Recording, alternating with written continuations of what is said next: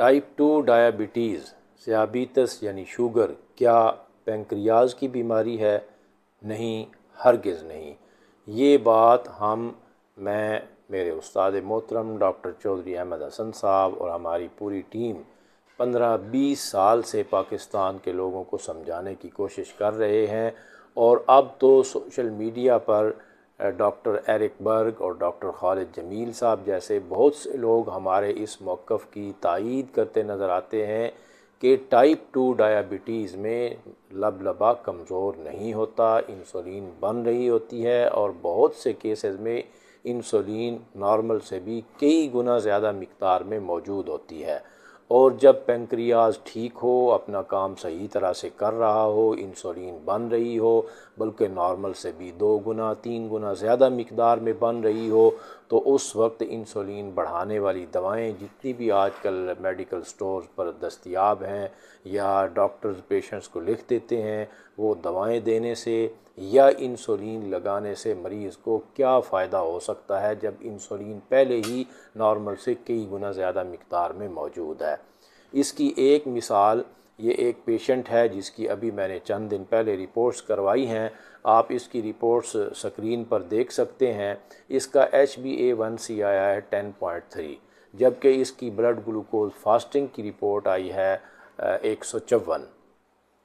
تو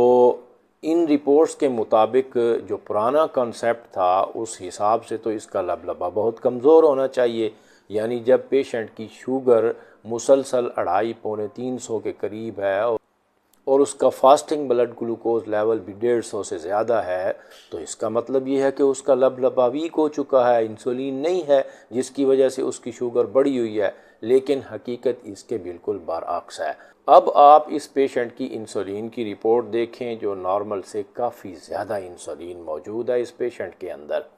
اب اس کی کیا وجہ ہے کہ انسولین نارمل سے کافی زیادہ مقدار میں موجود ہے، اس کے باوجود شوگر اتنی بڑھی ہوئی ہے؟ تو اس کو سمجھیں، اور ایسے تمام لوگ جن کی فیملیز میں شوگر ہے اور اب ان کے نوجوان 25-30 سال کی عمر کو پہنچ چکے ہیں، وہ اس بات کو سمجھیں۔ پاکستان ڈائبٹیز میں پوری دنیا میں گزشتہ سال ٹاپ پر آ گیا ہے، اس لیے ان چیزوں کو سمجھنے کی ہمیں بہت ضرورت ہے، بے حد ضرورت ہے۔ اب اس کی وجہ کیا ہے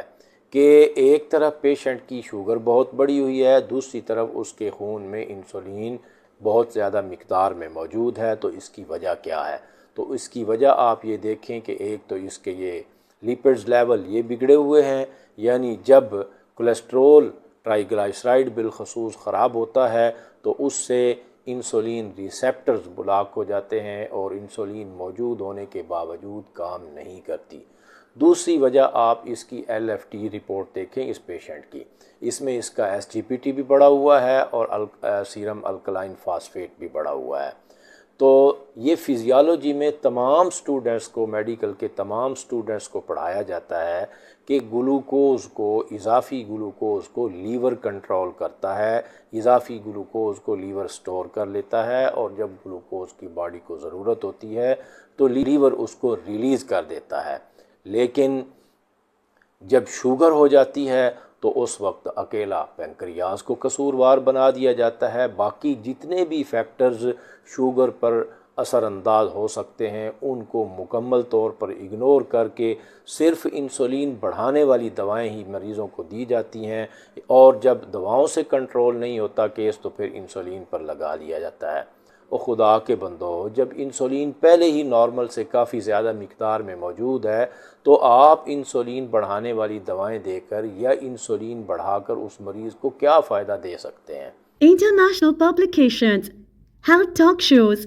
YouTube lectures, articles in international magazines, lectures in universities and colleges, training workshops, thousands of chronic and complicated court cases,